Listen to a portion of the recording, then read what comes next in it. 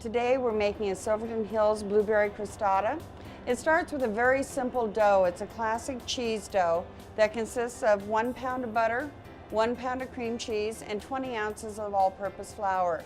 Now to start with it, take your flour and just sprinkle a small amount onto your work surface. With that, you're going to take your butter and put it onto the flour. Put a little flour onto your knife and you're going to cut it into simple cubes so you totally cover the butter with the flour. As you do this, lay each piece into the flour so it gets fully coated. The purpose of this is that will keep the flour wrapped around the butter as we make the dough, and that way the butter will mix with the flour, yet the water will keep separated, and it will make a little bit of steam as the dough makes and makes for a more tender dough. As you get it covered, just put it back into your flour bowl, and you'll do the rest of your butter just the same way. Simple little cuts, not too big of pieces, not too small, but you do want to make sure that each of the pieces are thoroughly covered with the all-purpose flour. Cover it again, and again, cut it into a little smaller piece. And make sure each of those little pieces are again covered with the flour. Now this flour, you will take and add the butter back into your flour. And you need the full 20 ounces of all-purpose, so just take your bench knife and carefully pick up the remainder of your flour off your board. And you want to leave a little bit for rolling purposes when you roll the dough in a little while. With this, you take the bowl from your mixer, and it's best to use a stand mixer. At this point, the butter that you've covered with flour, you're going to put it into the mixing bowl of your stand mixer. Make sure you get all the flour and the butter into the bowl. And at that point, you can just toss it together with your hands gently to get it started. At this point, we will put this onto the mixer. Using a paddle and a standard stand mixer, just put your bowl onto the mixer. Add your paddle into it, and we're going to start the mixer on slow speed. And just let it barely get started. If you go too fast, you will be wearing all the flour. Once you get it going around a little bit, you'll take your pound of cream cheese and you're going to add it just a little handful at a time in with your flour and your butter mixture. Turn the mixer back on and let that incorporate. Continue adding the cream cheese, small golf ball sized pieces at a time, until you've added all the cream cheese. And you're looking to make sure that this barely comes together, but you do want it mixed. Once it comes in and forms a dough, just turn off your mixer. You don't want to overbeat it. When you overmix regular all-purpose flour, you're building gluten. And with that, it'll make the dough a lot tougher. So it just has barely come together as a dough, and you've saved a little flour.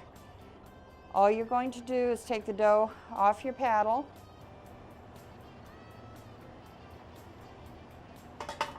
and the rest of the dough out of your mixing bowl. And as you see, it hasn't quite come together, but you'll do the rest of this by pressing it together with your hands. Again, you do not want to overwork it while you're working on the mixer.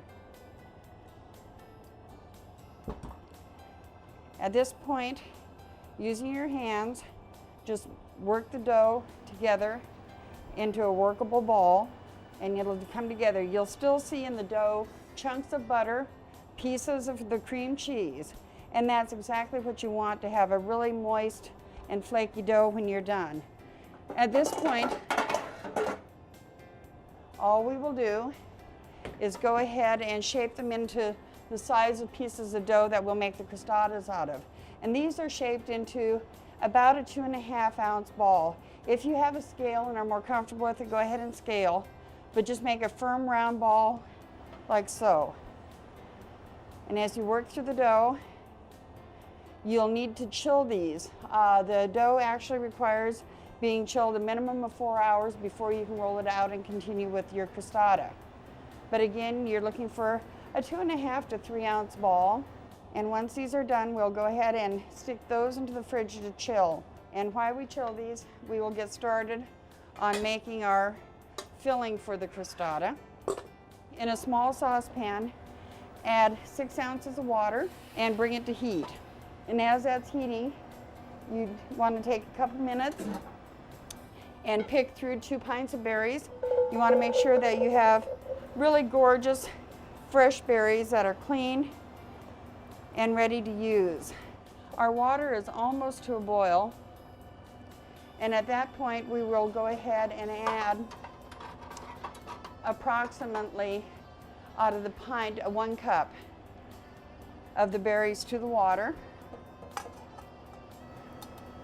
And this is the part that we're actually going to make into our thickening for our crostadas, as well as it intensifies the flavor of the berries when you actually bring them to heat and puree. It releases a lot of the flavor. And just as they come up to heat, an immersion blender works great, or you can use a regular remove from heat and use a house blender if you don't have one. And all we're going to do is quickly puree these berries into the hot liquid. It's not imperative to have it absolutely smooth, but you do want it fairly smooth.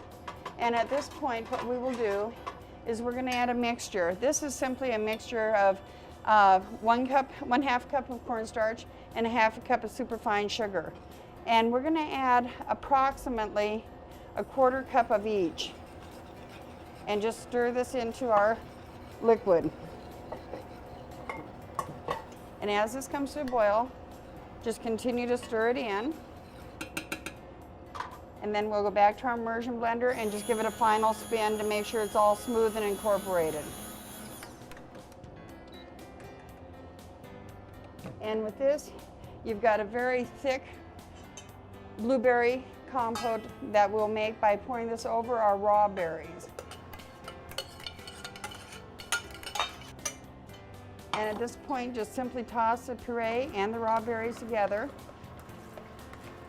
Now that the dough is thoroughly chilled, all we need to do is roll it into a small circle. And with that, just bring it out, soften it with your hands, and bring it slightly flattened. Pick up the little bit of flour that's left on your board. It doesn't take much. And just roll back and forth, and it will stick absolutely to your rolling pin. You don't want excess flour, so just turn it the other way and go again. And you want to bring it out to about a 5-inch round circle. And as you roll these, you can just stack them up, and you would like to let them chill again for a minute before you fill them. Once they've chilled, all you do is take out one of the doughs, and you're going to take your berry filling that is chilled and simply fill these. And it takes about 1/3 cup of filling right into the center. And with that filling starting away from you, you're going to want to bring and turn it as you go, making little small flaps with your fingertips.